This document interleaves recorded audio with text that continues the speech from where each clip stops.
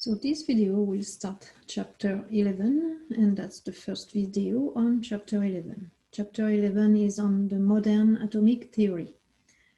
The modern atomic theory will focus more on what electrons are doing, where they're located. And we will see that they are not randomly located around the nucleus. And so knowing where electrons are and how many are in those spaces will help explain more about why elements form certain types of ions. It will explain why helium, for example, is a noble gas and inert when hydrogen is so reactive. You know, hydrogen and helium being both small atoms and gases, but they have very different behavior chemically. And it will explain why these elements fit into certain areas of the periodic table. Because we already know now that from Mendeleev, the Russian scientist that established the periodic law, we know that when elements are arranged in order of increasing atomic number, certain sets of properties reoccur periodically. And that's how the periodic table was born. And so scientists after that tried to explain more of the atom, especially the electrons. And Niels Bohr was the first one to have a more modern view of the atom. But the Bohr model only applied to hydrogen, so it was not satisfactory. And then other scientists developed the quantum mechanical model. Many scientists contributed to this. And so both models look at how electrons exist in atoms and how they affect the properties of the elements, because atoms are essential to explain the chemical properties of the elements. And both models use the interaction of light with atoms to obtain their results, to obtain their new idea of the model of the atom. So since they use light, let's go through a crash course here on light to get more, to know more about light.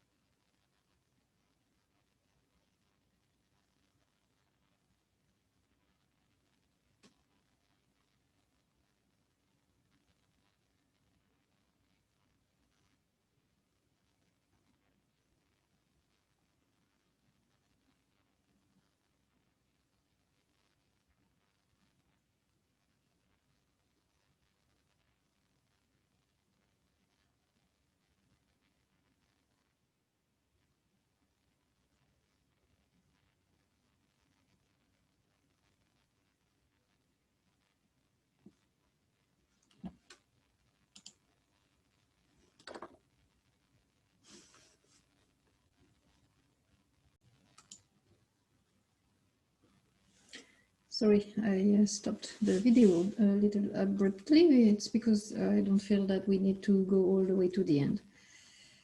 So let's talk about light. Now you know more about light, but we'll go over it for you to know what you need to know. So light is a form of energy, right? There is no mass, so it cannot be matter. I told you that the universe is made up of two things, matter and energy. And light is part of the energy category. Light, as it says in the video, is an electromagnetic vibration. So an electric field with a magnetic field intertwined together and propagating in space. And that's what you experience as light. So electromagnetic radiations are made of waves, and they move through space like waves move across the surface of a pond, for example. So it's easy to see waves on the surface of water, and you see the wave move from where it was created to the edge of the pond, for example. So electromagnetic waves have four characteristics that determine its properties. There is its speed, its height, which is also the amplitude, the length, and the number of wave peaks that pass at a given time. So we'll go through each of these characteristics. And let's start with speed. All electromagnetic waves move through space at the same constant speed.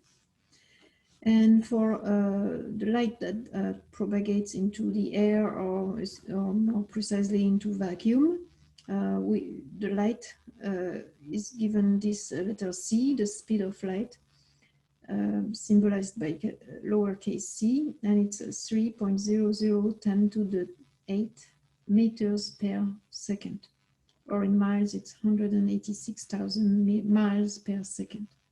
So that's the speed of light. It's the speed at which the light will propagate in vacuum. So if the medium in which the light propagates is different, if, for example, it propagates in water or in glass, it will be slower, right? The fastest is the 3×10 to the 8 meter per second in vacuum. Then there is the amplitude to characterize the wave. The amplitude is the height of the wave, and so that's the distance from the node to a crest, or from the node to a trough, as the black arrows here are indicating. So the amplitude is a measure of how intense the light is. And so the larger the amplitude, the brighter the light. Wavelength is another measure that characterizes waves. It's symbolized by the letter, the Greek letter lambda. And so it measures the distance covered by the wave. And so it measures the distance for a full cycle from one crest to the next, or from one trough to the next trough. And so it's usually measured in nanometers. And know that 1 nanometer is 1×10 to the -9 meters. So, for example, visible light is in the order of 500 nanometers. Then there is the frequency. Frequency symbolized by the Greek letter nu. Nu, the frequency, is the number of waves that pass a point in a given period of time. So here, for example, you have two representations of waves, the top and the bottom one. Let's say that we are looking at them for over the same amount of time, symbolized by the blue rectangles here.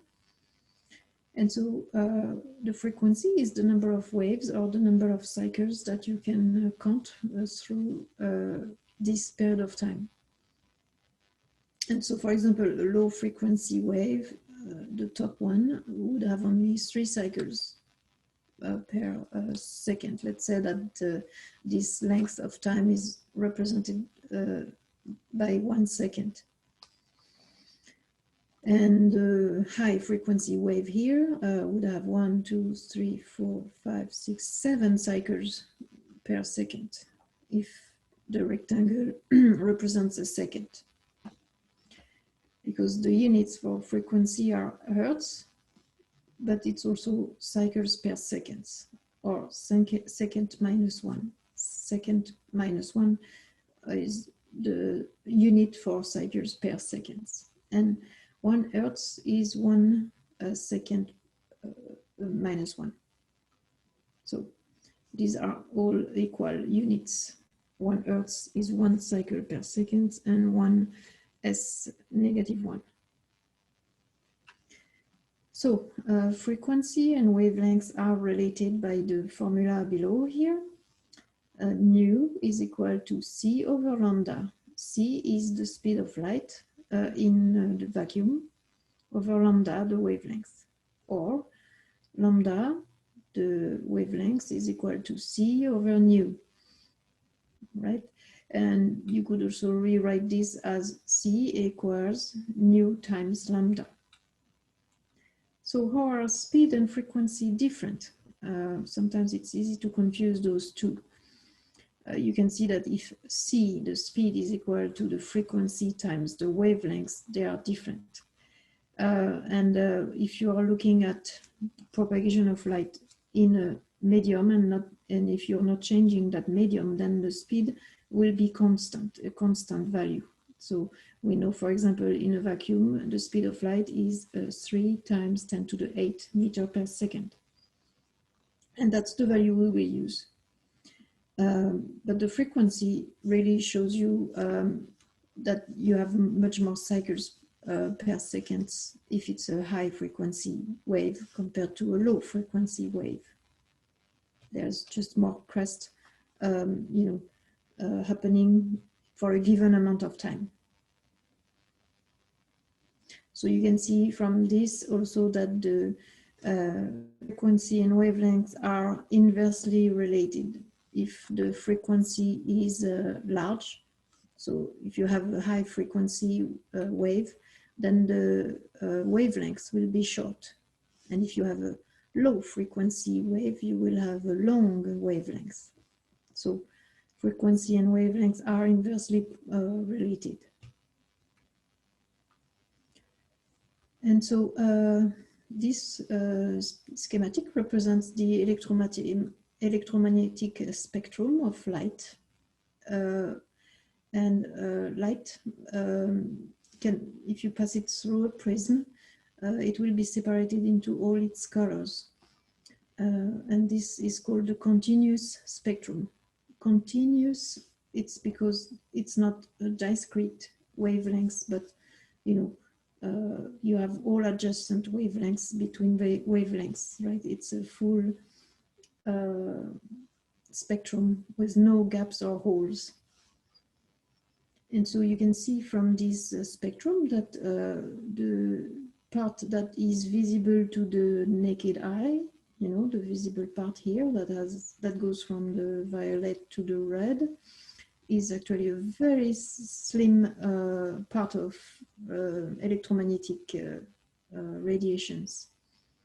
Electromagnetic radiations extend very far to the left and the right with very short wavelengths on the ultraviolet side.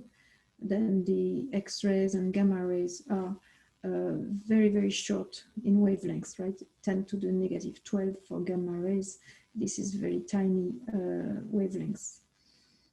But tiny wavelengths means high energy. And on the infrared side, from the red visible light, you go into infrared and microwaves, then radio waves. And you can see here that the wavelength is, for AM radio waves, 10 to the 4th. So large, much larger wavelengths, and therefore smaller energy values for radio waves, for example. And so for the visible part of the spectrum, the color of light is determined by its wavelength or frequency. You can use one or the other, and you can always get the other by using the formula C equals nu times lambda. But you can see that the visible spectrum goes from 400 nanometers to 700 meters. And so white light is a mixture of all the colors of visible light. And white light is actually a spectrum, but because all the visible colors are included in white light, then you see light as white.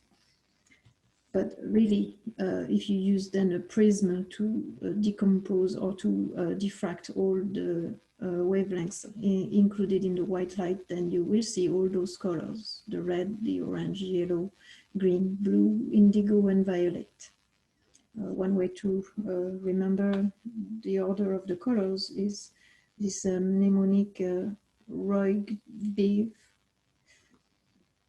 And so you experience color every day, and unless you are colorblind, but so when an object absorbs some of the wavelengths of white light while reflecting others, it appears colored, right? And so the observed color is predominantly the colors reflected. So for example, if you have a red sweater, you see it red because it's the color that is reflected, but all the other colors, the blues, yellow, green, are absorbed by the sweater. And so if you see something black, it's because all colors of the visible spectrum are absorbed by that object that you see as black. And when you see something white, it's because all the colors of the visible spectrum are reflected back. So, for example, in the summer, it's better to be dressed in white because the light will reflect off your shirt or pants. And then in winter, if you want to be warmer, then it's better to wear black or darker colors.